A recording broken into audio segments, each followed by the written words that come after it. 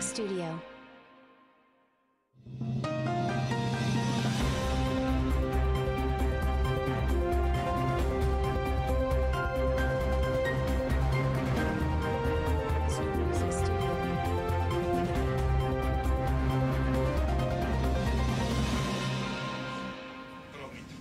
Não se poderia criar uma democracia em Portugal sem fazer a descolonização e, rasgadamente, partimos para a descolonização.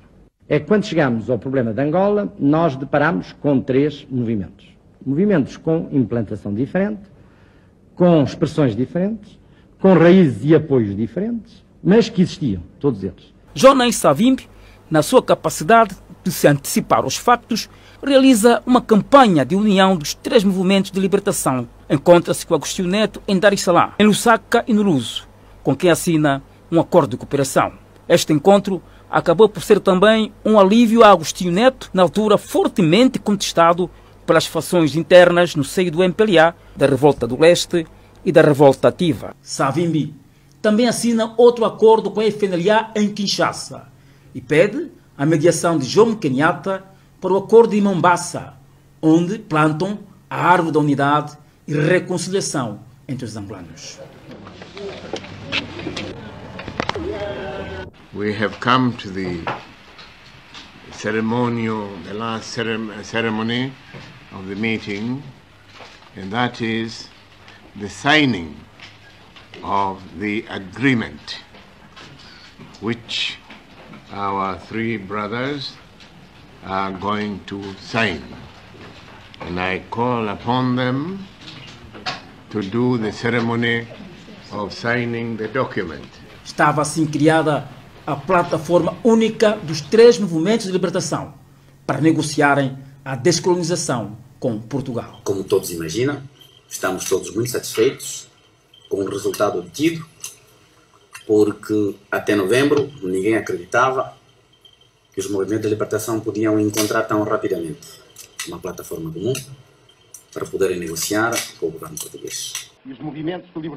Os acordos que viriam a ser assinados aos 15 de janeiro de 1975, em Alvore, entre Portugal e os três movimentos de libertação de Angola para a independência do país e a realização das primeiras eleições gerais, estavam a ser traídos por Portugal através do seu representante em Angola, Almirante Rosa Coutinho. No entender do Partido Comunista, há um movimento que provou, através da sua luta, ser o legítimo representante do povo angolano, ser um movimento que se bateu pela liberdade e pela independência do seu país. Foi o MPLA. Agora, um reconhecimento unilateral, neste momento, dá-me a impressão que leva diretamente à internacionalização do conflito. Well, I was, first of all, head of all military forces. I was the commander-in-chief. Second, I was the executive, the head of the administrative branch. Let's say I had a government, I formed the government, and I directed the government. And I knew very well that elections could not be held on the territory during the time that lapsed. I have stated that at that time the only solution was to recognize the MPLA was the only force capable of directing Angola, and the Portugal should make a separate agreement with MPLA and transfer the power to MPLA on the fixed date of 11 November. In June, there was a meeting in Havana. In June 1975, between General Carlos Fabias, Colonel Varela Gomez, and Rosa Coutinho, they went to Havana. And they had a meeting with Senén Casas Regueiro, Chief of Army Staff, with Julio Casas Regueiro, Chief of Logistics of Cuban Army, with Vecino Alegret, who was after one of the generals who acted in Angola, who the rear admiral of the Cuban Navy, Emilio Baez. A meeting headed by Rosa Coutinho in Havana with the high Cuban military in order to develop the military help that the Soviets were providing and the Cubans in a way that will facilitate at the 11th of November 1975 the power to the MPLA. O movimento das Forças Armadas. Personalidade marcante da Revolução dos Cravos, o coronel Otelo Saraiva de Carvalho era conhecido pelas suas posições radicais. Bom, em junho, mais ou menos, exatamente faz agora 22 anos, não é? Em junho de 75, 2 coronéis do exército cubano deslocaram-se a Portugal e eu recebi-os, eu era na altura general comandante da região militar de Lisboa, e eu recebi-os no meu gabinete do quartel-general e eles traziam-me uma mensagem do Fidel Castro de convite para que eu, chefiando uma delegação do movimento das Forças Armadas, me deslocasse a Cuba em visita oficial, acompanhado, se eu quisesse, da minha família. E eu, que tinha o sonho de juventude de conhecer Cuba e Fidel Castro, fiquei satisfeitíssimo com esse convite. Depois de alguns dias de estar lá e termos ganho uma amizade grande um pelo outro, eu, o Fidel Castro e o Raul Castro, almoçámos uma vez num restaurante, os Canaviales, e o Fidel Castro disse: olha, nós hoje pedimos para almoçar só contigo e não com a tua família e com os outros camaradas, os outros militares portugueses, porque temos uma questão aqui muito importante e secreta a Porto. É a seguinte: o Agostinho Neto mandou-me uma mensagem a pedir apoio em tropas cubanas e em armamento que nós possamos mandar para lá, para que eles não possam ficar isolados e, portanto, não possam ser vencidos pelas Forças Armadas Sul-Africanas e os gereses. Portanto, o que eu disse ao Fidel Castro foi: se dentro do espírito do apoio internacionalista, do internacionalismo proletário e revolucionário, é a perspectiva tua, de facto, que deve ser apoiado o Agostinho Neto e o MPLA, a minha opinião é que deves, desde já, preparar tropas cubanas, preparar o transporte para elas, armá-las e enviá-las para Angola para, no dia da independência, estarem lá, porque senão o MPLA, de facto, arrisca-se a perder o poder e a não fazer parte, a não partilhar o poder com os outros partidos.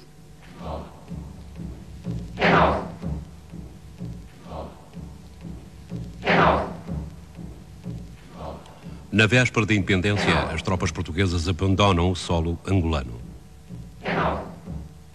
Com luz verde dos soviéticos, os cubanos irão preencher o vazio deixado pela partida de Portugal. A partir das suas bases no Congo-Brazzaville, os primeiros contingentes cubanos e centenas de peritos militares soviéticos desembarcam em Luanda, formando a testa de ponte da intervenção cubano-soviética. Nas vésperas da independência, os cubanos utilizaram,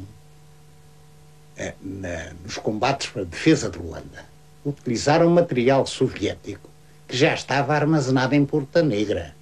E esse material soviético foi cedido pela União Soviética. Portanto, os cubanos, quando tomaram a sua ação, sabiam que a União Soviética não restava outra alternativa senão apoiá-los. Não há dólares por detrás desta solidariedade. Há apenas ideais. De Cuba não veio para Angola o lixo das sociedades decadentes. Camponeses, operários, poetas, técnicos, artistas, médicos, são os continuadores de Che Guevara.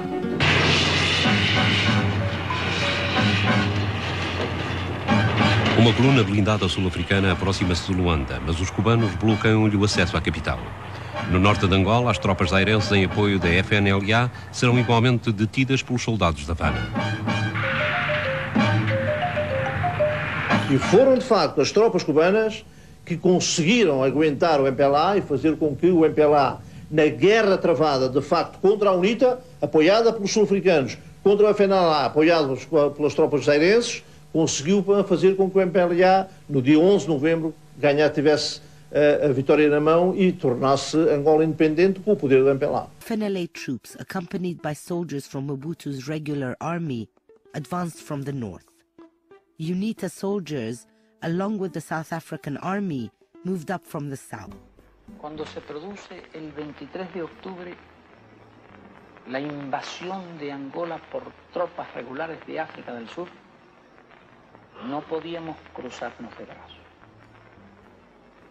Y cuando el MPLA solicitó nuestra ayuda, le ofrecimos la ayuda necesaria para impedir que el apartheid se instalara en Angola. This was not to be another covert operation like those Cuba had conducted in Africa throughout the 1960s. Fidel had decided to engage overtly in Angola. Cuba's elite special forces were dispatched, along with 35,000 foot soldiers, to help Neto's men. Operation Carlota guaranteed that Cuba would play a major role on the Angolan battlefield. Переброска кубинских войск в Африку. La première fois quand ils ont utilisé les fusées, là, les ordres de Staline, c'était formidable, c'était pas manipulé par les Angolais. Quand ils nous ont bombardés avec ça, nos hommes qui n'étaient pas habitués, c'était la grande panique. The MPLA won the decisive battle at Kifongondo, and on the night of November 11th, 1975, 400 years of Portuguese colonialism ended. Agostinho Neto was recognized as Angola's first president. Fidel tenía mandado. Estamos cumpliendo un elemental deber internacionalista cuando ayudamos al pueblo de Angola. El 11 de novembro. Foi o dia mais... The 11th of November 1975 was the hardest day in my life. Depois de ter lutado. I remembered the 14 years I'd been fighting. Mas verdadeira luta, sacrifícios. I remembered the dead, all those who had made sacrifices. Aqueles que se sacrificaram.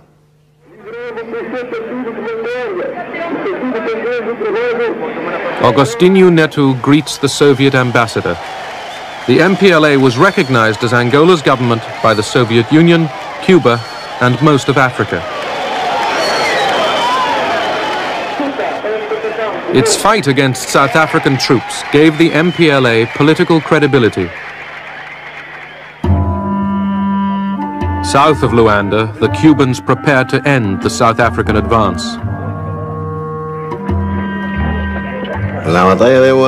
It was a decisive battle, because if they broke our defense, it would be very difficult then to stop them getting to Luanda. There were roads going to the north, roads going to the center, many roads, which would have made their advance very powerful and fast.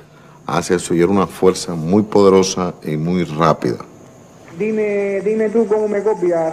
Cubans were ready, waiting. Angola would have been lost. Mobutu's troops were close to Luanda. The South Africans had penetrated over 1,000 kilometers. They were close to Luanda.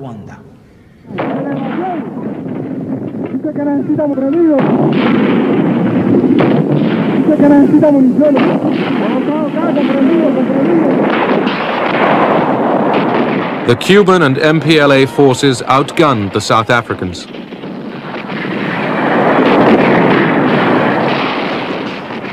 They were shot very badly. I just saw these lorries with blood dripping out of it, and it wasn't very nice. And then to go and investigate, and for the first time to see they're actually your own troops, it wasn't very nice at all. They left everything on the field. Men, vehicles, weapons. It was a great victory over the South Africans.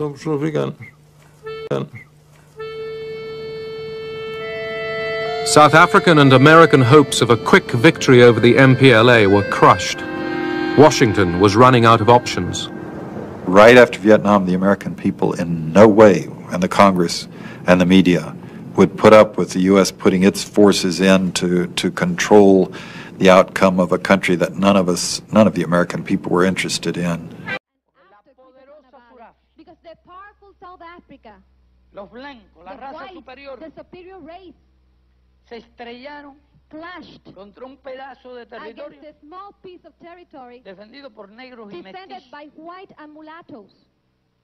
Llamó mulato a todos los cubanos. We call all the Cubans mulattoes. De Angola white and mulattoes y del Caribe. From Angola and the Imagínate Caribbean. la gran potencia So you can poderosa imagine que the estos big 10 power años armando, which has been building up for 10 years. invencible, The inteligente, invincible, the intelligent power. y que se haya estrellado which clashed contra un pedazo de territorio. against a small piece of land. When A you meet revolução in white não se exporta, porque ela é feita por cada povo nas condições específicas do seu país e região. Nada disso invalida, no entanto, que um povo revolucionário estenda a sua mão a outro povo empenhado num processo equivalente, como aconteceu no caso de Angola e Cuba. Angolanos y cubanos, podemos afirmar con orgullo que nuestra causa es la más noble, la más digna y la más justa del mundo de hoy. La guerra comenzó en 1975, cuando Sudáfrica invadió Angola, que acababa de independizarse. UNITA y otras fuerzas opositoras también atacaron al nuevo gobierno. Angola solicitó ayuda a gobiernos amigos y Cuba respondió.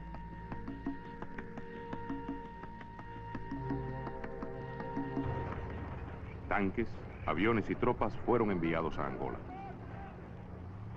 Durante esta guerra, casi ignorada por la prensa internacional, más de 300.000 cubanos lucharon junto a los angolanos en defensa de su independencia. La mayoría de África vio en esta guerra una confrontación contra el apartheid, mientras Sudáfrica alegaba luchar contra el comunismo. Justificaba sus invasiones porque se sentía amenazada.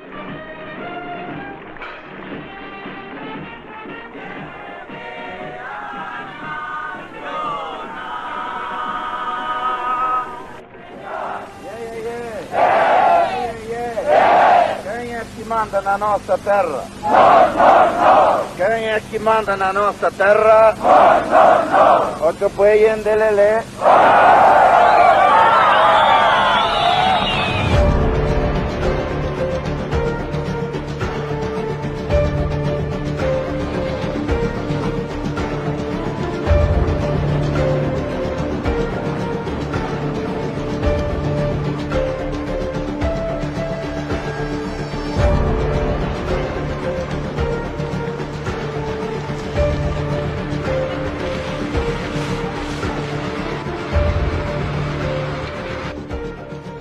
Vencida estrondosamente a batalha do último assalto pelas Fala.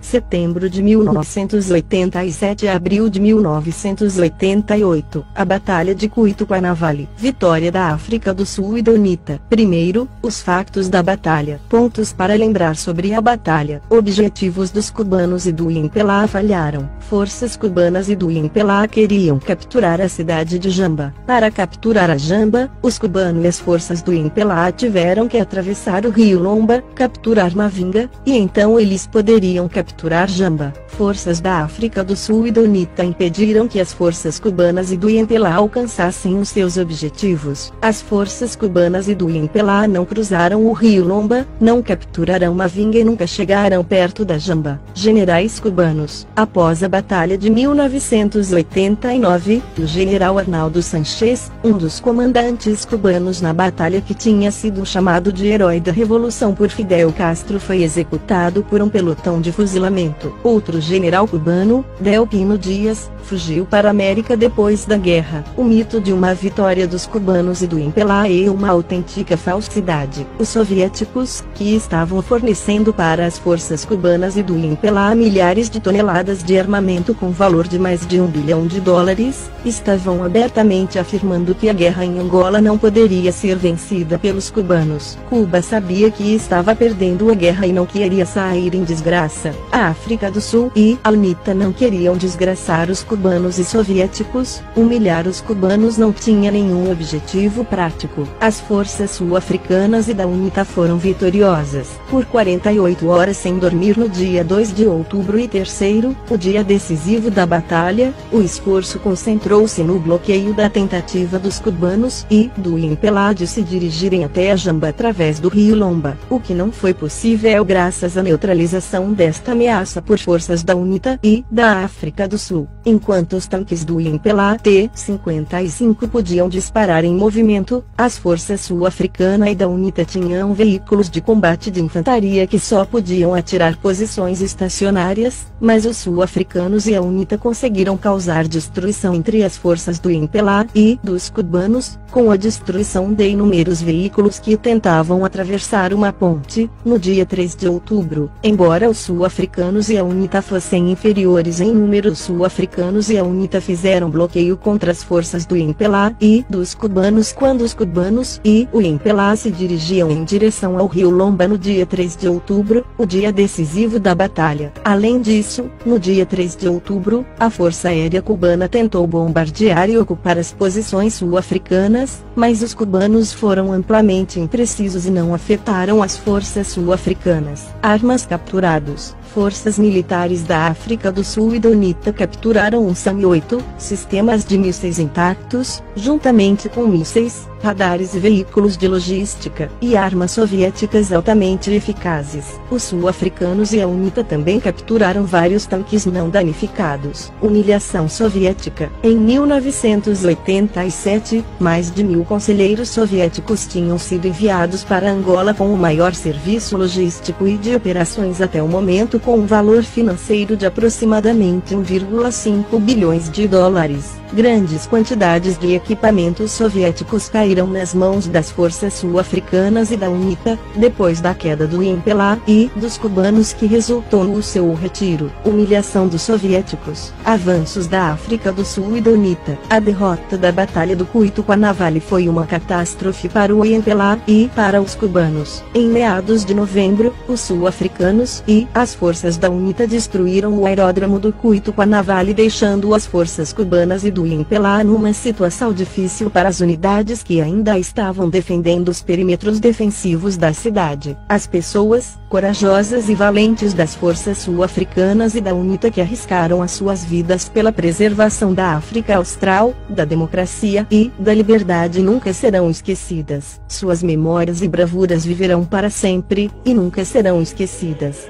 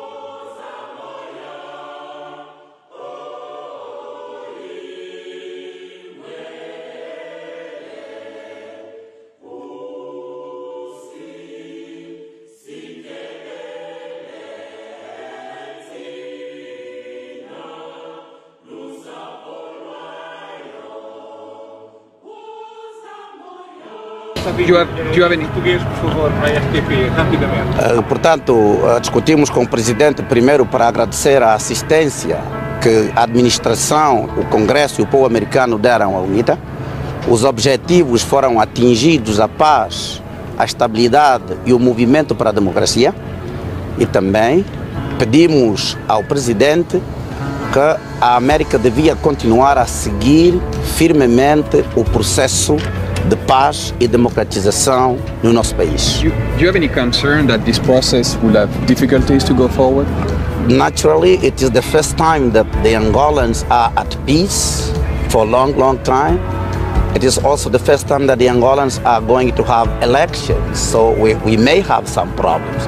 One thing which is sure is that there will be no return to war at all. The people, they don't want war. The government does not want war. We don't want war. I think that's some assurance we can give you. O MPLA, na mesa de negociações, é obrigado a aceitar a agenda da UNITA, que havia rejeitado militarmente nas vésperas do 11 de novembro de 1975. Aos 31 de maio de 1991, é assinado o Acordo de Bicesse, instaurado o regime democrático multipartidário com economia de mercado e marcadas as primeiras eleições multipartidárias em Angola.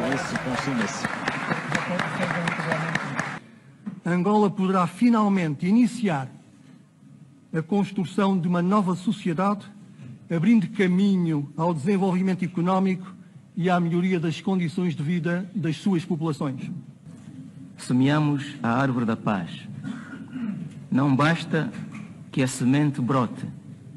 É preciso saber cuidar desta árvore para que cresça e dê frutos úteis para o povo angolano.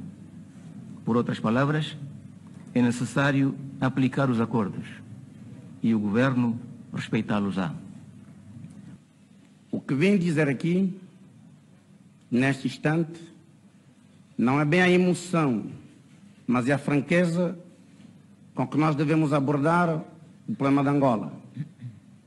O mais importante é fazermos com que o povo acredite na paz. As armas já não têm razão de ser. O que eu quis dizer aqui é assumir, em nome do povo angolano e diante da comunidade internacional, que nós na UNITA e na FAL faremos tudo, mas absolutamente tudo, para que estes acordos sejam integralmente cumpridos. Considero que se nós falharmos a paz desta vez, nós estaremos a falhar a passarmos sobre a última tábua de salvação para podermos atingir a outra margem, onde há paz, onde há democracia e prosperidade. Também gostaria de dizer que os homens farão o seu trabalho, mas também acredito profundamente que Deus há de ajudar o povo angolano a se identificar, a se irmanar e a perdoar o passado, a esquecer, porque somos só um povo, um voto. Acabar as hostilidades em Angola, possamos também, com o nosso exemplo, ajudar os nossos irmãos em Moçambique e em outras partes. Conseguida a saída dos cubanos e russos, a paz, a liberdade, a democracia pela qual patriotas angolanos dirigidos por Jonas Savimbi se bateram, chegou a hora do regresso. Amanhã, dia 23 de setembro de 1991, começa o nosso regresso definitivo para as cidades. O sucesso que Savimbi obtinha a cada dia na conquista do eleitorado não tardou. A criação de uma campanha de diabolização por parte do MPLA e dos seus aliados. Fora do acordado em Bicesse, o governo do MPLA criou a polícia anti-choque, mais conhecida como os ninjas. O clima de paz começava minado. A realização das eleições a 29 a 30 de setembro é marcada por inúmeros atos de fraude, entre os quais o desvio de urnas, manipulação de resultados e aliciamento dos observadores. A UNITA solicitava a não publicação dos resultados antes de uma investigação das denúncias que ela fizera, mas as Nações Unidas validavam os resultados como estavam. Certificar que, com todas as insuficiências levadas em consideração, as eleições realizadas nos dias 29 e 30 de setembro de 1992 podem ser consideradas como tendo sido, de uma forma geral, livres e justas. Os acordos de paz para Angola, foram quebrados a partir do momento em que os espanhóis começaram a enviar armamento para aqui. O 000 foi quebrado. A partir do momento em que as FAPLA não acantonaram, a partir do momento em que a polícia antimotim foi criada. Portanto, isso, vamos ver, o país está em crise, é necessário salvarmos o país da crise. Isso pede abordagem política. Um plano de abater Jonas Savimbi é detectado horas antes da sua efetivação. E Savimbi retira-se para o Ambo no mesmo instante. Mas o partido de Luanda, como viu aqui no Ambo, com o apoio dos quadros da UNITA, com o apoio da população, até porque não sou um indivíduo que tem muito medo. E quando vieram à minha casa no Miramar dizer que eu devia partir, porque naquela noite iriam fazer um atentado, não acreditei nos atentados, porque mas finalmente eu tive que ceder. Já no Ambo, Savimbi recebe a delegação dos partidos políticos na oposição no quadro do Diálogo para a Paz. Recebe a delegação das Nações Unidas, a quem entrega a carta de reconhecimento dos resultados eleitorais. A UNITA liberta o general Ngueto e outros oficiais generais que se encontravam no Ambo. E quando cheguei aqui no Ambo, decidi telefonar para o general França Andal, para dizer que eu tinha saído e que devíamos encontrar uma maneira para conversarmos e evitarmos a guerra. E vieram cá, tanto faz o vice-presidente Chitunda, como o Salupeto Pena, como o Adolosi, o Alicerce Simão, que é secretário-geral, vieram cá. Portanto, não foi necessário saírem comigo naquela altura. Estiveram cá comigo, negociamos, regressaram com França Andalo. E sob garantia do general França Andalo, então chefe do Estado-Maior das FAPLA, do governo do MPLA, e de Margaret Anstey, que era representante das Nações Unidas, envia toda a direção da UNITA para Luanda, na esperança de restabelecer o processo de paz. Não obstante a boa-fé de Jonas Savimbi, a 2 de novembro de 1992, o vice-presidente Jeremias Chitunda, o secretário-geral Alicerce Mango, o delegado provincial da UNITA, Eliseu Chimbil, o chefe da delegação negocial na Comissão Conjunta Político-Militar, Salupeto Pena, e milhares de simpatizantes da UNITA são mortos em Luanda e no resto do país, sob o olhar silencioso dos observadores americanos, russos, portugueses e das Nações Unidas.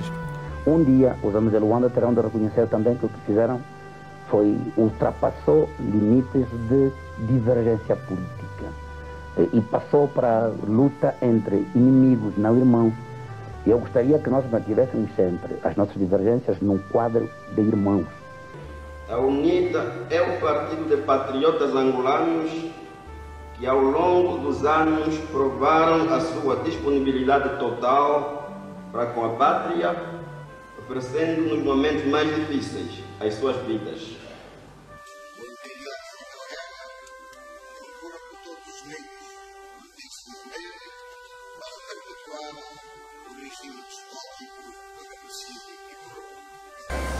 Queremos uma Angola onde o preto, o mestiço e o branco são antes de mais angolanos. Que estejam livres, que se sintam à vontade, que se possam realizar, que tenham as mesmas oportunidades na vida para se equipar os seus filhos, para realizar a prosperidade material e espiritual. Sim ou não? Custou-me muito, isto tenho de admitir, muito mesmo muito, foi o massacre dos meus companheiros em Luanda, porque saíram do Ambo da minha casa. Quando eu senti que, anunciados os resultados das eleições, haveria tensão no país, decidi convocar os meus colegas e enviar uma delegação para Luanda. Tive esse cuidado, até como se fosse ainda hoje. Eu pedi que aquele que achasse que não podia partir, desistisse. Eu posso lhe dizer, o Dr. Valentim, que é o nosso secretário da Informação, hoje, cá está vivo. Mas os outros, eu vou repetir exatamente o que disseram. O Chitunda, o vice-presidente, disse que ele também tinha receio, que não queria partir para Luanda. Mas para me cobrir, só ele que podia me representar e partia, nunca mais ouvi. O Salupeto estava mais otimista. Vamos partir também, porque é que os outros vamos fazer mal? O Alicerce, secretário-geral, dizia, também tinha medo, mas preferia partir. E partiram. Este foi um período mais duro da minha atribulada carreira. Não quis desistir, mas depois estava paralisado. Vai-se fazer o que depois? A guerra ganha intensidade. Militantes da UNITA continuam a ser perseguidos, presos e mortos, sob o olhar silencioso da comunidade internacional. Em janeiro de 1993, acontece a Sexta-feira Sangrenta, onde milhares de cidadãos da etnia Bakongo são mortos a pretexto de terem apoiado Jonas Savimbi nas eleições de 1992. A comunidade internacional não condena e ninguém diz nada. Angola vive hoje uma situação delicadíssima, uma situação que nos põe de facto a 1 milímetro da guerra, e de Portugal nós esperamos muito. E de Portugal, de facto, não tem vindo aquilo que nós esperamos. De Portugal não veio sequer o lamento pelas mortes de milhares de pessoas, não veio o lamento pela decapitação de uma direção política. Sem esta direção política, os caminhos da paz são mais difíceis de serem trilhados. E não recebemos, de facto, de Portugal nenhum lamento. Quando a UNITA, no seu direito de defesa, começa a ganhar terreno, chegando mesmo a ocupar 2/3 do território nacional, as Nações Unidas, através da resolução número 486, sancionaram a UNITA no mesmo ano em que os Estados Unidos reconheceram oficialmente, pela primeira vez, o governo do MPLA. Savimbi envia seus quadros para Luanda para integrar o Governo de Unidade e Reconciliação Nacional, as Forças Armadas Angolanas e a Assembleia Nacional. Inicia também a entrega ao governo das áreas até então controladas pela UNITA. Enquanto acontece a extensão da administração do Estado, militantes e quadros da UNITA, ali encontrados, são perseguidos, torturados e mortos, com quase todo o território entregue ao governo, à exceção do Bailundo, Mungo, Andulo e Nhareia. Savimbi aproveita a presença do medianeiro do processo de paz para pedir ao governo e às Nações Unidas para que a extensão da administração não se fizesse antes de se resolver a segurança dos seus militares. Portanto, a Troika se considera com capacidade de mediação, com capacidade de equilíbrio, está lá, mas não tem sido visto. A atitude da Troika tem sido uma atitude de total hostilidade contra a UNITA. E não fica bem a própria Troika, porque a Troika, talvez, muitas vezes, foi mais dura que o próprio MPLA. Metrimbey sofreu um acidente 48 horas depois do pedido de Jonas Savimbi, que não chegou a ser atendido. No dia 5 de dezembro de 1998, José Eduardo Santos declara guerra total, sob pretexto da extensão da administração do território Andulo, Bailundo, Nhareia. Depois da tomada dessas áreas, o general João Batista de Matos, então chefe do Estado-Maior das FARC, declara que as Forças Armadas tinham a sua missão cumprida. Era hora dos políticos retomarem o seu trabalho. Não tendo atingido o desiderato de eliminar fisicamente Jonas Savimbi, Robert Fowler, presidente do Comitê de Sanções das Nações Unidas contra a UNITA, apertava cada vez mais o isolamento desse partido, proibindo a circulação dos dirigentes, diplomatas e até de seus familiares. José Eduardo Santos exonera o general João Batista de Matos e nomeia Armando da Cruz Neto, que, coadjuvado por Chipengo Nunda, comandando a perseguição impiedosa a Jonas Savimbi até a sua morte aos 22 de fevereiro de 2002.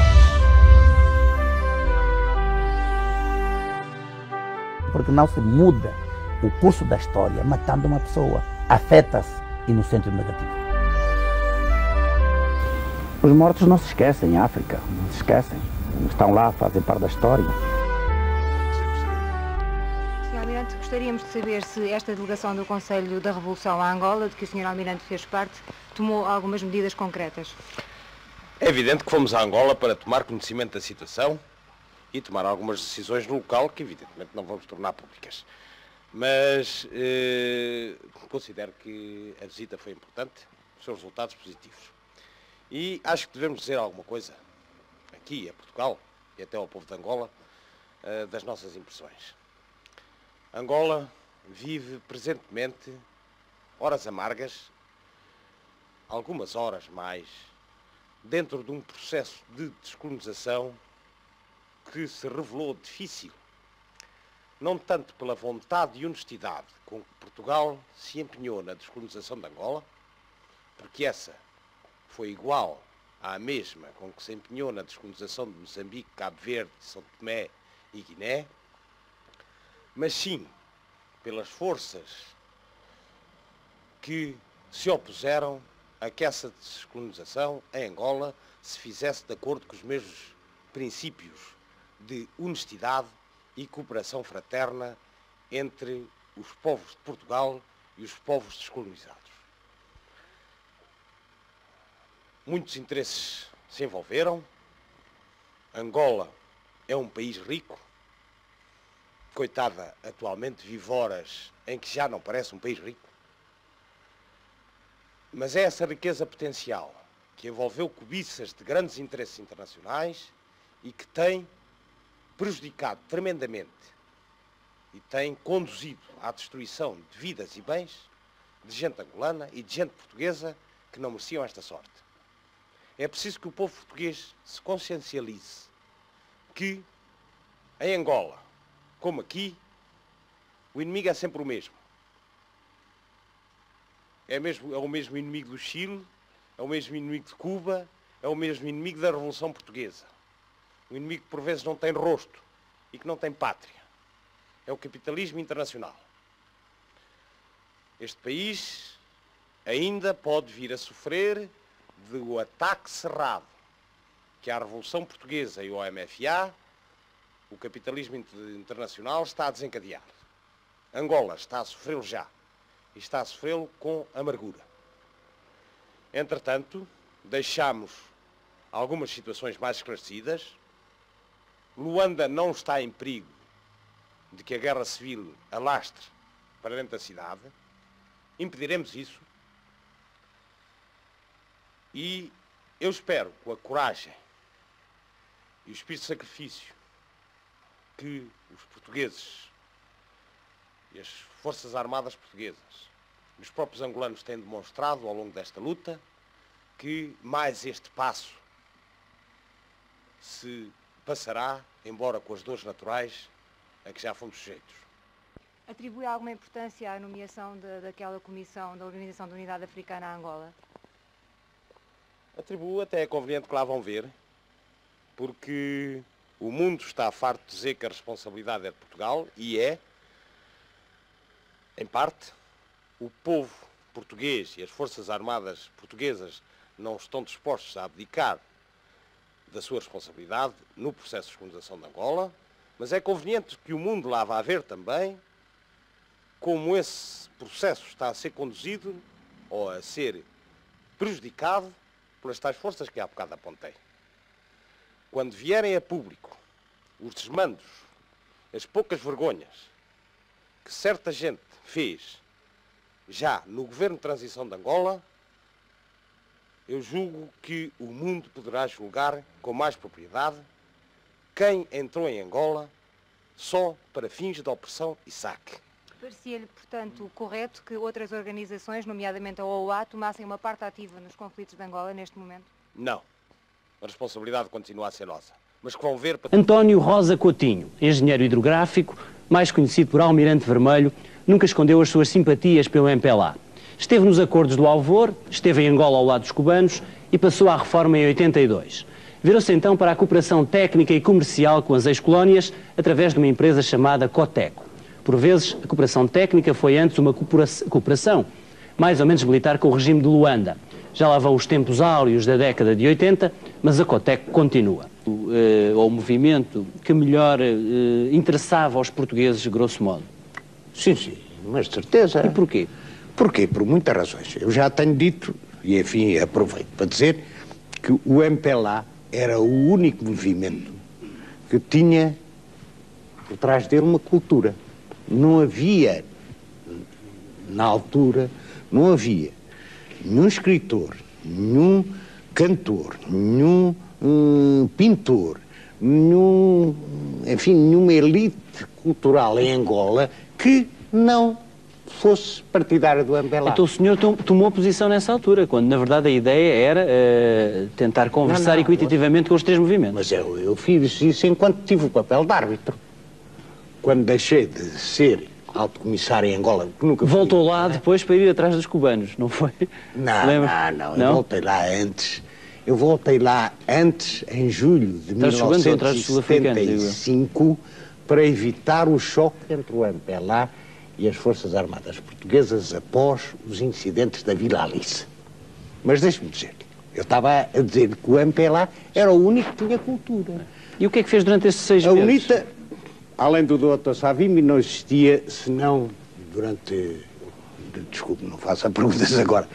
E o FNLA, o único, digamos, artista até, era o Jânio Eduardo, que era tocador de guitarra em Kinshasa. Não havia cultura nenhuma nos movimentos de libertação, exceto no MPLA, e essa cultura até, e deixe-me dizer-lhe isto, talvez... O senhor não conhecia muito bem Angola na altura? Não, mas eu fui para lá conhecer. Viu na altura, é isso? Eu não conhecia ninguém do MPLA quando fui para lá, à exceção de um homem que me tinha vindo procurar aqui em Lisboa com receio pela sua vida em Angola, que era o Diógenes Boa Vida, talvez o sujeito. Muito bem, foi meu colega. Foi o único homem do MPLA que eu conhecia quando parti para Angola, e conhecia de uma visita que ele me fez no meu gabinete da Junta de Sala. Mas já nessa altura acreditava que o MPLA e achava que, como português, tinha a missão e era a bem da nação apoiar sobretudo o MPLA. Continua a ser. O MPLA é o único movimento que gosta de vinho tinto e de batatas com bacalhau. Os outros para pôr em linguagem rasteira digamos, as raízes da cultura portuguesa. O MPLA. Eu cheguei a dizer aqui que se a FNLA, digamos, se tornasse dominante em Angola após a independência e esteve, digamos, à beira disso, se tem resultado a invasão de Luanda. Geralmente não gostava mesmo da FNLA, aliás conheceu alguns elementos quando esteve preso em Kinshasa, não? E tinha razões para não gostar. De resto, até ainda não percebi como havia portugueses, não se tratava do engenheiro Cardoso e Cunha, que simpatizavam com a Angola, simpatizavam com a FNLA, quando a FNLA tinha as raízes da UPA que tinha feito os massacres no norte de Angola. E era, digamos, talvez o movimento mais racista de todos. Racista negro. Mas então, mas na altura, qual era a sua ideia? O que é que o senhor pensava que ia ser Angola dali a 6 meses com a independência? O que é que eu pensava? Eu pensava, primeiro, eu pensava e defendia que uma grande parte, a maior parte dos portugueses residentes em Angola, lá deviam continuar. Dos cerca de 330 mil que eu mandei avaliar quantos existiam em Angola. Ninguém acerta nos números, ainda não tiveram aqui várias pessoas, todos me disseram números diferentes. É fácil de deduzir, se o senhor for aos números do IAR, verifica que de Angola e Moçambique vieram cerca de 500 mil, 500 mil portugueses, e dos quais muitos que não eram propriamente portugueses, eram africanos, nunca cá tinham vindo, porque nesta coisa de tornados meteu-se muita gente que nunca tinha vindo sequer a Portugal, não é? Mais uma vez, com respeito, se não tivesse respeito, não estaria aqui. A minha divergência com o que o Sr. Almirante acaba de dizer é quilométrica. Primeiro, que o Sr. Almirante Rosa Coutinho confessa que não conhecia nada de Angola, não aparece lá, e toma posições sobre qual o partido que mais convém aos angolanos, situação que eu, na minha modesta posição de amante da liberdade e da democracia, entendo que devem ser os angolanos a saber, através da fórmula tradicional, aceita por toda a gente, que é a consulta popular e as eleições. Essa é uma posição que o Sr. Almirante, ou que rima perfeitamente, que está perfeitamente em fase com aquilo que disse sobre a hegemonia do MPLA sobre a inteligência local. Na altura, o Sr. Engenheiro tinha alguma opinião sobre quem é que melhor defendia os interesses que não havia cantor, não havia escritor, que não fosse conotado. Eu recordo-me que aqui há alguns anos, na Europa, era difícil fazer uma carreira na vida artística, ou na vida literária, ou na vida científica, sem ter ligações ao Partido Comunista e ser pró-staliniano. A situação, a raiz do pensamento é clara, não é a minha, outras pessoas a têm, como sou tolerante, aceito que pessoas tenham essa ideia, mas considero profundamente errada. O que era importante para a noção da dimensão de Angola, e insisto, Angola não é uma coisa pequena. Angola tem capacidade de ser uma nação importante no mundo e não pode ser tratado com a displicência e, perdoe-me, a leviandade de uma apreciação não fundamentada por alguém que não conhecia o terreno, que chegou durante 6 meses e que tomou posições claramente orientadoras do processo a favor de um caminho e não de outro. Essa é uma das... Essa é a principal, eu não diria acusação, porque a história é a história, o tempo passou, podíamos estar mortos há muito tempo, aqui estamos vivos, felizmente. Agora, devo dizer-lhe, não considero ético e tem toda a razão. E, portanto, quero dizer que nunca enriqueci, nem nunca fiz negócios com Angola. Se o Sr. Almirante não enriqueceu nessas condições, também lhe digo que nunca mais enriquece na vida. Mas eu não quero ser rico. Porquê é que diz isso, engenheiro? Mas porquê é que diz isso? Ora, essa. Porquê é que diz isso? Enfim, é daquelas coisas, talvez, da minha tal formação de esquerda que o senhor não gosta. Eu não gosto, pretendo ser rico. Gosto. Eu pretendo ter, digamos, dinheiro suficiente para viver confortavelmente. O dinheiro não é tudo, Sr. Almirante. O que o senhor pretendeu nessa altura foi ter influência. Influência no... E tive. Olha, veio-se o resultado. Ainda hoje está à vista. Mas ainda hoje tem alguma influência em Luanda, não? Muito pouco. Já se passou há 20 anos. Mas conhece muitos dos governantes, dos atuais governantes de Luanda? Conheço até muito poucos, porque é evidente que eu estive em Luanda há mais de 20 anos. E que, entretanto, uma nova geração tomou... Portanto, cada vez se afastou mais daquela gente. Mais afastado. Mas, bom, para responder aqui ao seu engenheiro, porque senão, enfim, eu gosto de responder, realmente foi criada aqui uma empresa que não é a Coteco. Sim, é outra, há outra, exatamente. Outra, a Véspera, destinada a disciplinar o comércio com Angola. O comércio de Portugal com Angola. Essa empresa era maioritariamente possuída pelo próprio governo de Angola. Há que ver o tipo de investimentos que se fazem num país como Angola, Moçambique ou coisa assim. Há investimentos que são só para extrair riqueza. E outros que são para criar riqueza. Digamos, ele veio aqui uma piadinha que eu investi nos militares. Foi o que Angola me pediu. Claro, mas é isso. A mim não pediu. A mim não me pediram para isso. A mim não pediu, nem eu nunca ofereci. Sr. Almirante, bom, mas a sua vocação não é propriamente a agricultura, pois não? Não. Mas enfim, a minha vocação não é a agricultura, é evidente. Mas como investir na agricultura, por exemplo, atualmente em Angola, com um país ainda em guerra, onde uma das coisas que destruiu o interior de Angola e Moçambique foram esta guerra civil interminável, que não permite cultivar sequer os terrenos, porque não acredita no futuro. Acredita no futuro de Angola e de Moçambique, aliás, perguntam os dois. Um mês antes da independência de Angola, em 1975, o então Ministro dos Negócios Estrangeiros de Portugal, Melo Antunes, informou o Presidente dos Estados Unidos, Gerald Ford, que a independência iria resultar no caos económico e administrativo de Angola, revelam documentos publicados pelo Departamento de Estado americano. Melo Antunes disse que nenhum dos movimentos de libertação angolanos possuía quadros para garantir a estabilidade de Angola, revela a transcrição de uma reunião na Casa Branca entre Melo Antunes, o presidente Gerald Ford e o então secretário de Estado, Henry Kissinger, que era também conselheiro de Segurança Nacional de Ford. Dezenas de documentos referentes às relações entre os Estados Unidos e Portugal, entre outubro de 1973 e 1976, agora tornados públicos, refletem com efeito a crescente preocupação do governo americano face à radicalização dos vários governos portugueses que se sucederam após o golpe de Estado de 25 de abril de 1974, à luz da Guerra Fria com a União Soviética e as implicações da retirada portuguesa de Angola nessa luta por influências entre as duas potências mundiais.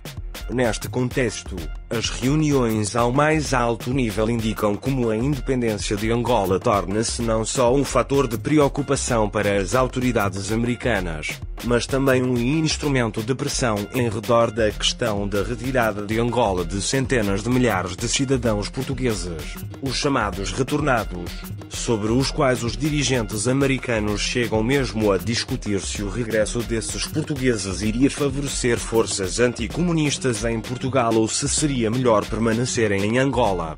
A ajuda ao regresso dos portugueses é também usada para tentar forçar os militares portugueses a deixarem de ajudar o MPLA, indicam os documentos que confirmam que, mesmo antes da proclamação da independência, navios carregados de material bélico soviético para o MPLA chegavam a Angola perante a passividade das autoridades portuguesas. Savimbi é mais inteligente. Neto é casmurro um mês antes da independência de Angola. Melo Antunes deslocou-se à Casa Branca, a 10 de outubro de 1975, para uma reunião em que o presidente Ford pediu ao ministro português uma avaliação dos dirigentes angolanos, começando por perguntar se era sua opinião que Agostinho Neto era comunista. É muito próximo disso, embora seja difícil classificá-lo como um comunista ortodoxo, respondeu Melo Antunes, acrescentando: estamos bem cientes do apoio que tem recebido da União Soviética e de outros países socialistas, mas principalmente da União Soviética. Interrogado sobre os dirigentes dos três movimentos de libertação, o então ministro dos Negócios Estrangeiros português disse que o fundador e líder da FNLA, Holden Roberto, não tem um fundo político muito sólido. É facilmente corrompível e dependente de Mobutu, afirmou em referências ao antigo presidente do Zaire, agora República Democrática do Congo, onde Roberto se encontrava. Dos três dirigentes, sublinhou Melo Antunes, Jonas Savimbi é o mais inteligente, o mais capaz e o mais forte politicamente, embora alguns ponham em causa o seu senso político. Tem jogado em todos os lados e mudou de apoiantes estrangeiros, e penso que irá acabar por perder popularidade devido a estas ações, mas de momento tem apoio considerável do Zaire e Zâmbia, enquanto Agostinho Neto, presidente do MPLA, devido à sua casmurrice perdeu algum apoio, acrescentou. O presidente Ford quis depois saber de Melo Antunes qual a opinião dele sobre o futuro de Angola, tendo em conta a saída dos portugueses, e perguntou se com os refugiados a saírem, os movimentos de libertação têm capacidade para governar a economia. Pelo que sei de Angola, e estou familiarizado com isso em profundidade, vamos ver o caos económico e administrativo, respondeu então o ministro português. Não tem os números necessários para mantê-lo, acrescentou Melo Antunes, quem avisou também o presidente americano existir a possibilidade de Cabinda se separar de Angola com apoio do Zaire e do Congo-Brazzaville. Isso, disse Melo Antunes, teria graves consequências para Angola devido ao seu valor económico.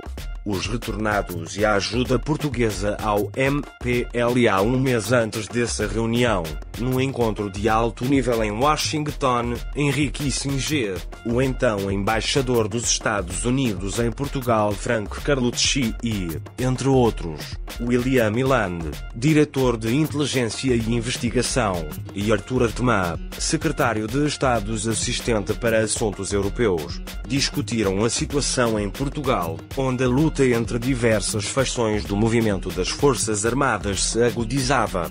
Na altura, Kissinger afirma que não concordará em aumentar os voos americanos para a evacuação dos portugueses até termos um melhor entendimento com os portugueses sobre Angola do que temos agora. A transcrição do que foi dito nessa reunião revela uma tensão entre Carlucci e Kissinger sobre o papel de Portugal em Angola e ainda diferentes opiniões em torno do impacto dos retornados para a política americana em relação a Portugal. Eu quero que os portugueses compreendam que estamos contra o papel que estão a jogar ali, particularmente no que diz respeito à sua ajuda ao MPLA, disse Kissinger. O embaixador Carlucci tenta defender as autoridades portuguesas, afirmando que o então presidente Costa Gomes tinha contactado os Estados Unidos sobre a questão de Angola e nós nunca respondemos. Basicamente estavam a pedir-nos para segurar Mobutu, afirma Carlucci em referência ao presidente do então Zaire, acrescentando que as autoridades portuguesas afirmam seguir uma política de neutralidade estrita. Kissinger responde então que temos informações que indicam o contrário, envolvendo operações militares no terreno em Angola, em que os portugueses aconselham o MPLA sobre que estradas a seguir, etc. O facto é que o MPLA passou de ser a terceira força mais forte em Angola para a mais forte hoje. Alguém teve que os ajudar a conseguir isso, acrescenta Kissinger, ao que o embaixador Carlucci diz não se opor a discutir isso com as autoridades portuguesas desde que tenhamos a certeza dos factos, lembrando que o objetivo prioritário dos portugueses é sair. Kissinger afirma em resposta que não quer que Portugal faça pender a balança para o lado do MPLA e é isso que estão a fazer.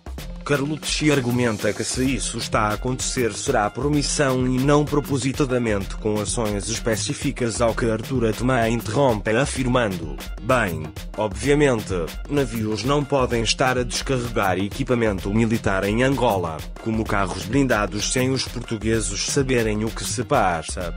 Quando o embaixador Carlucci afirma que temos que ser realistas sobre isto é interrompido por Kissinger: estamos a ser realistas. Não vamos avançar mais com a ponte aérea se não mostrarem cooperação. Artman sugere então que a suspensão dessa ajuda à evacuação dos portugueses poderá não ser de benefício para os interesses americanos em Portugal, pois vão regressar a Portugal enraivecidos contra o MPLA e por isso, nesse caso, queremos que voltem a Portugal. Kissinger responde então que o regresso dos portugueses é obviamente útil em Portugal, mas em Angola podem também ser úteis devido às suas atitudes em relação ao MPLA e FMLA. Quando Carlucci afirma que Artman tem um bom argumento, Kissinger volta a interromper: o seu regresso ajuda-nos em Portugal, mas pode prejudicar-nos em Angola. O então secretário de Estado diz que os Estados Unidos não could intervene at such distances from areas that were far from the traditional Russian security concerns. And when Cuban forces could be introduced to distant trouble spots, and if the West could not find a counter to that then the whole international system could be estão a pedir aos portugueses para expulsarem o MPLA. Queremos três coisas dos portugueses. Queremos que sejam genuinamente neutros como dizem que são. Queremos que não aceitem como estão a fazer agora o fornecimento de armas ao MPLA e queremos que deixem de pressionar Savimbi para chegar a um acordo com o MPLA em qualquer tipo de coligação. Queremos que isso seja refletido na sua política até 11 de novembro, resume Kissinger. Temos cerca de 8 semanas até a situação se tornar irreversível, avisa o então chefe da diplomacia americana que, noutro momento, insiste que os Estados Unidos querem algumas garantias concretas sobre o que estão a fazer quanto à entrega de armas soviéticas e queremos saber o que estão a fazer sobre as pressões a serem exercidas sobre Savimbi. Noutro passo da reunião, Kissinger pergunta a Carlucci o que é que Coutinho anda a fazer, numa referência ao almirante Rosa Coutinho, tido como um defensor dos interesses do MPLA dentro do governo português. Neste momento muito pouco, responde Carlucci. O acordo de ajuda já depois da visita de Melo Antunes à Casa Branca, o Conselho Nacional de Segurança elaborou um memorando em que se revela uma ajuda americana de 35 milhões de dólares para ajuda e recolocação de refugiados idos de Angola e cerca de 20 milhões de dólares em ajuda económica a longo prazo a Portugal. O documento revela que ficou acordado aumentar o nosso transporte aéreo de refugiados angolanos de 500 para 1000 evacuações por dia e acrescenta que desde 7 de setembro desse ano os Estados Unidos tinham evacuado aproximadamente 13 mil refugiados de Angola. O memorando indica que uma grande preocupação dos Estados Unidos é que, na sua pressa de sair de Angola, Portugal irá retirar as suas tropas e deixar quantidades significativas de equipamento e material militar, a maior parte do qual poderá cair nas mãos do movimento popular. Tornamos claro ao governo português que o nosso acordo para duplicar a nossa ponte aérea depende das garantias que o movimento popular não ficará em posse do equipamento militar português atualmente em Angola, reafirma o memorando. Refira-se que alguns documentos contêm nomes rasurados para esconder a identidade de contactos e fontes de informação dos Estados Unidos. O comunismo é um sistema político falido, ultrapassado. Uma promessa de sociedade sem desigualdades, mas que só se sustenta mesmo pela violência e pelo autoritarismo. Gritos em nome da liberdade. Basta a miséria e a repressão.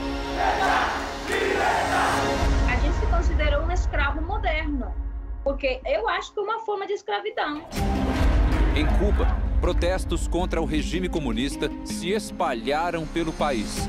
No começo de julho, milhares de manifestantes, já descontentes com as ações do governo contra a pandemia do coronavírus, se rebelaram também contra a ditadura que se arrasta há mais de 60 anos. E a polícia reprimiu com violência. Centenas de pessoas foram detidas.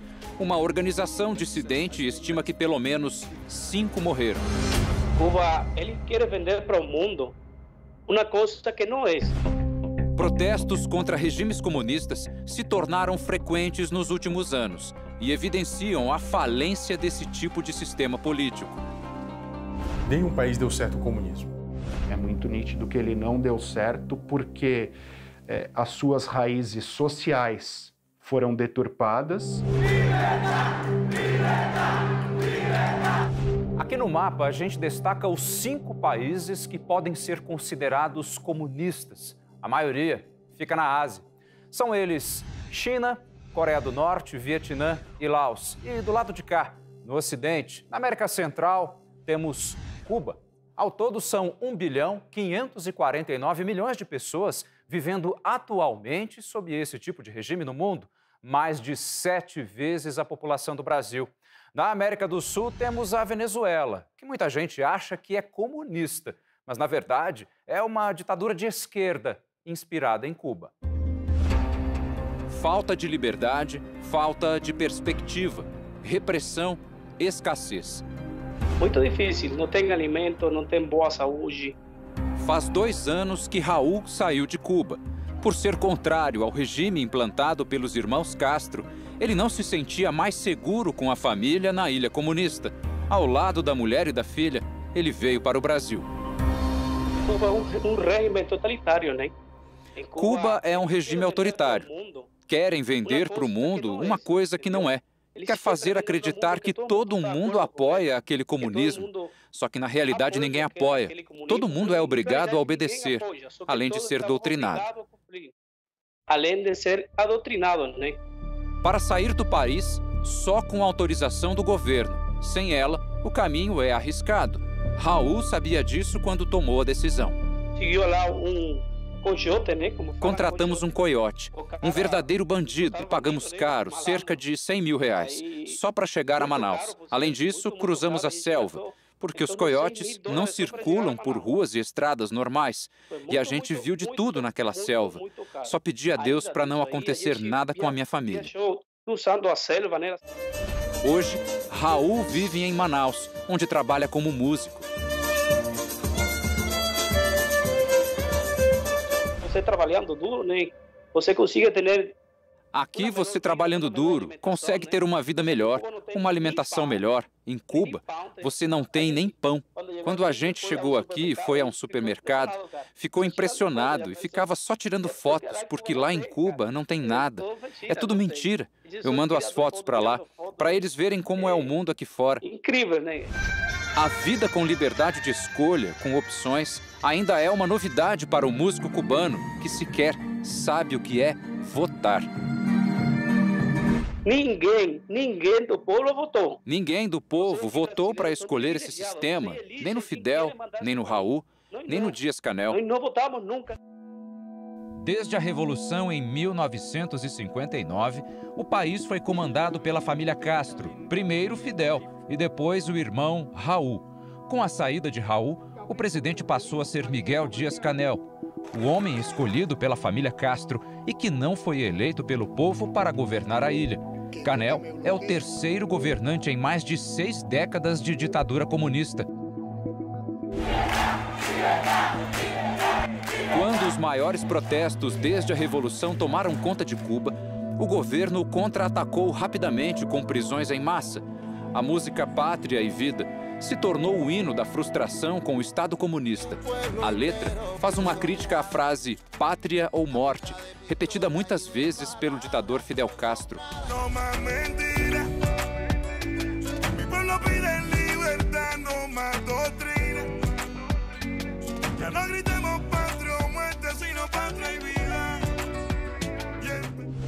Hasta la victoria siempre.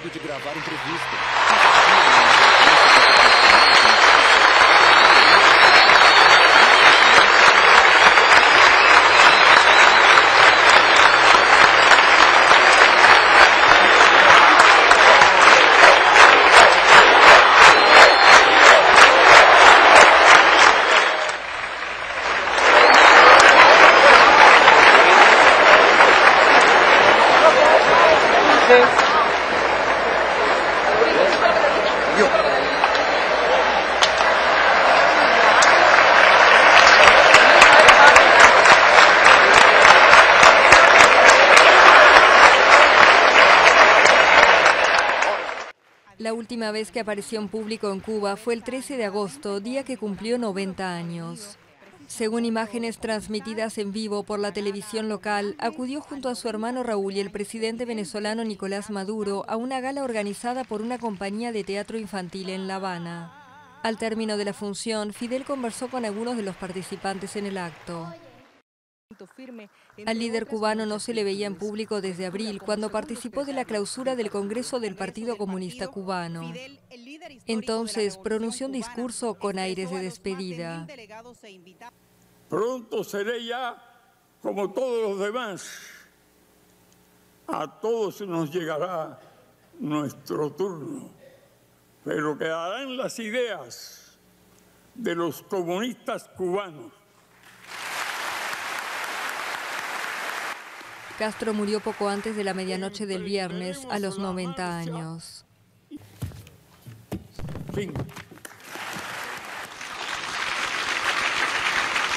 Uma saudação especial vai para todos aqueles que já não estão entre nós, mas que deram a sua vida, o seu combate, para que existisse uma Angola próspera e para que hoje nós pudéssemos estar aqui nesta sala, pegar no seu lenço e concluir o trabalho que eles nos legaram.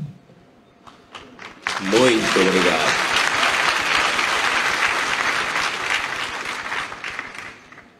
Angola caminha para os 50 anos de independência, meio século. Sempre sob governação de um partido único, em condição de partido-Estado, com consequências funestas para o país. Apesar das transformações ocorridas nos anos 90, na verdade, a real essência do Estado permaneceu a mesma. Um Estado de partido único, corrupto e totalitário. Esta situação teve este desfecho por não ter ocorrido uma transição política de ruptura com o regime totalitário e a instituição de um regime democrático conduzido por atores políticos diferentes do partido do poder. As instituições do regime e as suas práticas permaneceram as mesmas. O Partido Único continuou senhor do poder e determinou todo o processo político do país, com base em processos eleitorais fraudulentos. Alcançou sempre maiorias qualificadas abusivas que lhe permitiram impor, pelo voto, um conjunto de leis que foram um autêntico ataque mortal às poucas conquistas alcançadas previamente e até a aprovação em 2010 da misteriosamente surgida Constituição Atípica. Embora tenham muitos fundamentos de um Estado de Direito, foram forjados em função de interesses do partido do poder e seu presidente contra qualquer possibilidade de êxito da oposição. A atípica Constituição criou todas as condições de perseguição, terror e repressão da opinião diferente daquela veiculada pelo Partido de Estado. Reina, na verdade, na sociedade angolana, um estado de medo permanente, o que satisfaz inteiramente os objetivos do partido instituído. A figura repressiva e securitária do Estado é aquela que mais se apresenta aos olhos dos cidadãos, servindo de fator de autorrepressão e de afastamento dos mesmos das lutas pelos seus direitos. Ao manter órgãos policiais, segurança do Estado e o Exército sob completa dependência dos planos e estratégias do partido do poder, permite a coartação dos direitos democráticos e da liberdade dos cidadãos. A vontade do partido do poder é imposta, sempre que necessário, como um facto consumado, que não pode ser contestado, sob pena de intervenção impiedosa dos órgãos de repressão em seu favor. Há, pois, uma crise global. Registando-se esta crise global, não só da conjuntura, mas sobretudo dos fundamentos da nação e do país, a única resposta é também de caráter global. Assim, é simples concluir que a via mais eficaz de mudar a situação de Angola passa pela constituição de uma ampla coligação de forças políticas independentes e sérias, da sociedade civil verdadeira e dos cidadãos carismáticos do campo democrático e patriótico. Qualquer formulação contrária a esta será uma repetição renitente de caminhos já antes experimentados que não vingaram. A sociedade civil,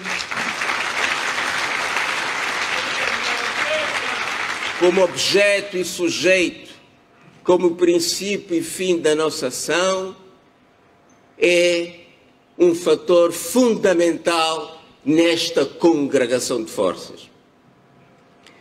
Esta crise não é de hoje, já perdura há muito tempo. O que tem faltado é a força subjetiva, capaz de aglutinar este descontentamento generalizado e transformá-lo num programa para o progresso da nossa terra.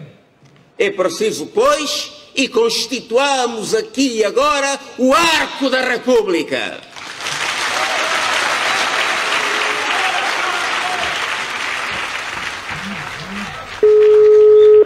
E é por isto.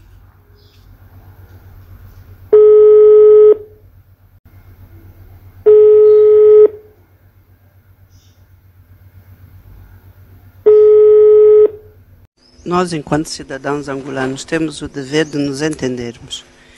E os militantes do partido também. Porque senão, que tipo de exemplo é que estamos a dar às gerações vindouras? Se foi decidido, a quando da independência, que Angola assumiria um regime democrático, então nós temos a obrigação de ser éticos quanto ao assunto. Ou é democracia ou não é democracia. Se é democracia e temos regras, temos estatutos, temos leis, temos código deontológico, e aqui eu permito-me voltar a fazer menção a um assunto que eu própria levantei no Congresso do MPLA em 2014, que não é possível, não é bom, não é salutar, não é democrático tampouco, que o presidente da nação, que deve ser presidente de todos os cidadãos, independentemente da sua origem, credo, opções políticas e religiosas, deva ser também o presidente do partido. Aliás, temos muitos bons exemplos em África também, de presidentes que, quando da sua eleição, que se retiraram da cúpula do partido. Por outro lado, também continua a não ser bom que os governadores provinciais, com exceção de Luanda, continuem a ser os delegados provinciais. Aqui claramente há uma violação do código deontológico, porque você não pode simultaneamente dentro do partido fiscalizar-se a si próprio, mas por outro lado acaba por violar o código deontológico da própria função pública, que obriga nos deveres para com os cidadãos a isenção e a imparcialidade. Portanto, nós temos problemas para resolver e é conversando que nós devemos resolvê-los, e quanto mais depressa melhor, porque senão ou vamos repetir aquilo que aqui foi dito, o Tribunal Constitucional vai ter que eventualmente anular, porque se for a regra, se for levando os mesmos princípios que levaram à última anulação, e se formos éticos. Ou então temos que tomar uma decisão e dizer que não somos mais democráticos, somos um partido comunista tipo o Partido Comunista da China. E aí, ou aceitamos ou não aceitamos. Agora, não podemos querer ser cão e gato ao mesmo tempo, porque isso não é ético, isso confunde as pessoas. Isso não é salutar para o futuro do país, e muito menos para o presente do país, levando inclusivamente alguns dos nossos dirigentes do partido a tomarem comportamentos que são ridículos. Qualquer criança olha e pergunta, mas porquê? Afinal é uma coisa ou é a outra? Portanto, nós temos esta responsabilidade enquanto cidadãos, no exercício da nossa cidadania, da soberania da nossa cidadania, de podermos ser capazes de resolver estes problemas e de uma vez por todas decidirmos o que é que queremos do país. Agora, também não há partidos ad eterno no poder em democracia. Se não há, se é permitido até pelos próprios estatutos do partido, então sejamos éticos e sejamos justos também, para podermos permitir, que é muito bom, que outros candidatos se possam candidatar e trazer também lufadas de ar para o país. Porque não é possível nós dizermos, pai e mãe você não escolhe, mas líder político você escolhe. É isso que está na Constituição. Então, se você tem esse poder, tem esse direito que é conferido a todos os cidadãos, por que que esse direito está a ser sonegado através de manobras que não levam nenhuma boa água ao próprio partido, à imagem do partido? Quer dizer, acabamos por sujar a cara do partido porque vontades, e nós não estamos aqui por vontades, nós estamos aqui por leis e regulamentos.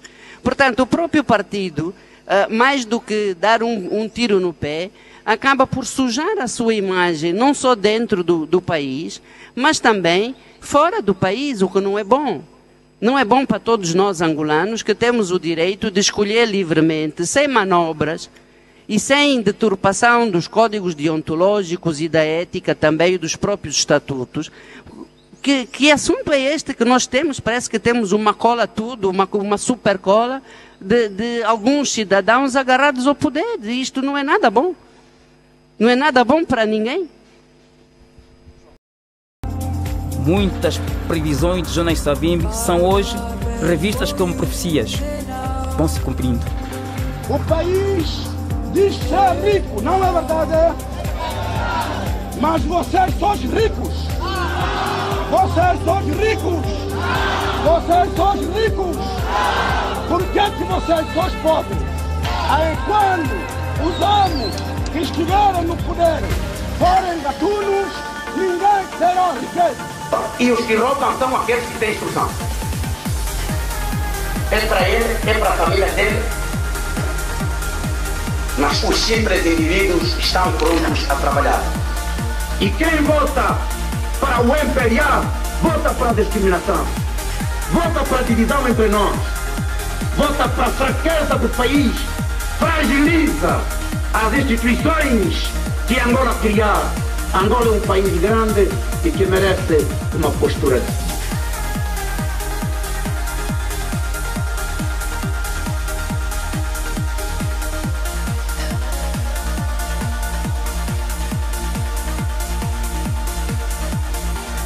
Comitê Permanente, Comissão Política e o Congresso a formatação da ampla frente para a alternância democrática em Angola.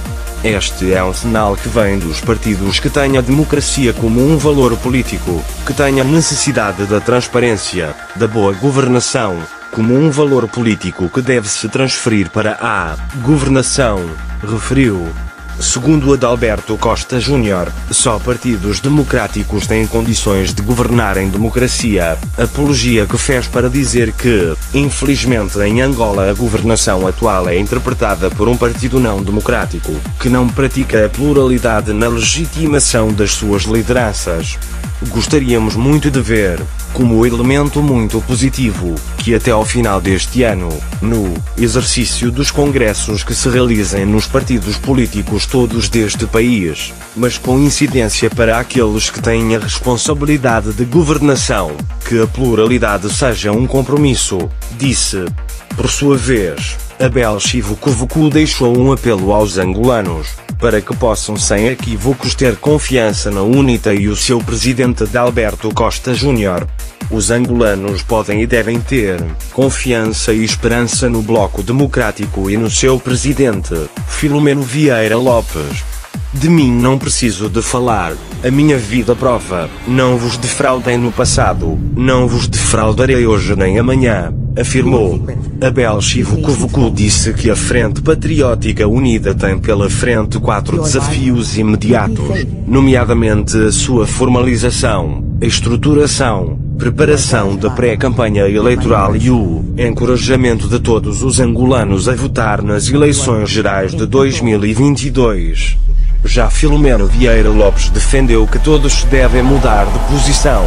Aqueles que estão no poder devem ir descansar para a oposição. Nós devemos agora passar a outra posição. A mudança é um imperativo nacional.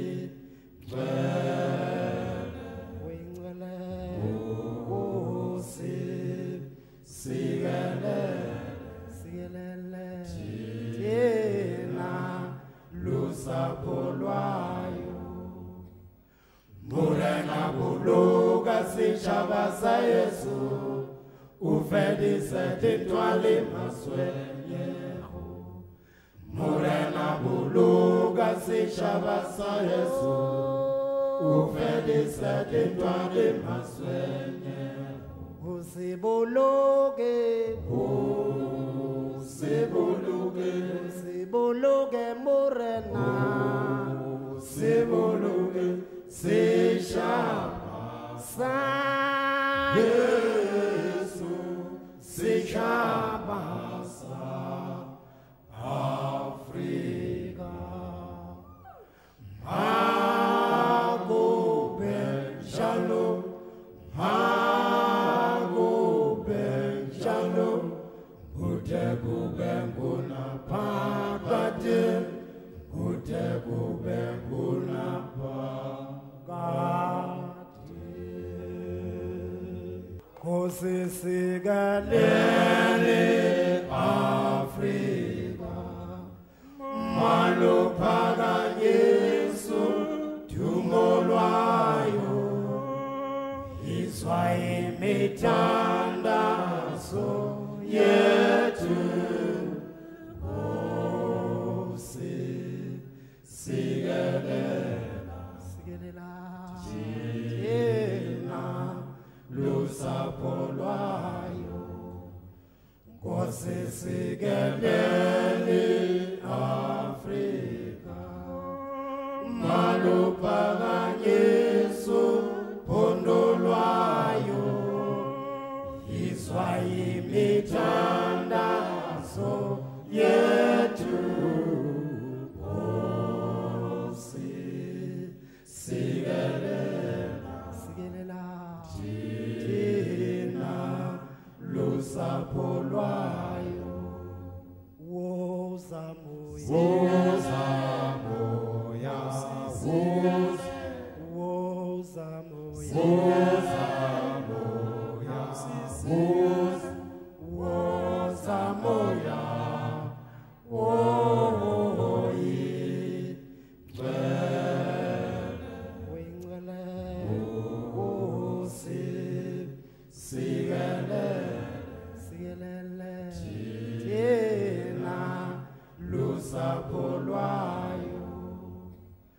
Morena buluga se chavasa Yesu, ufedi sete toale maswenyeho.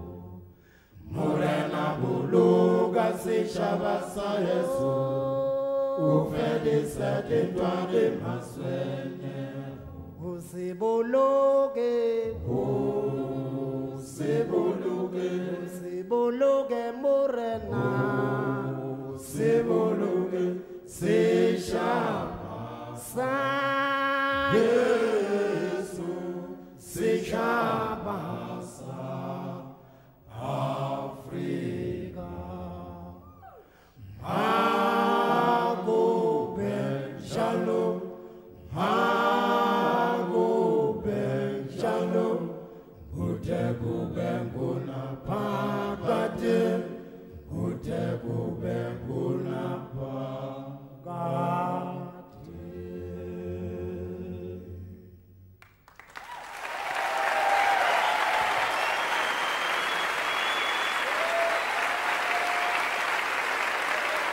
Thank you so much. Thank you.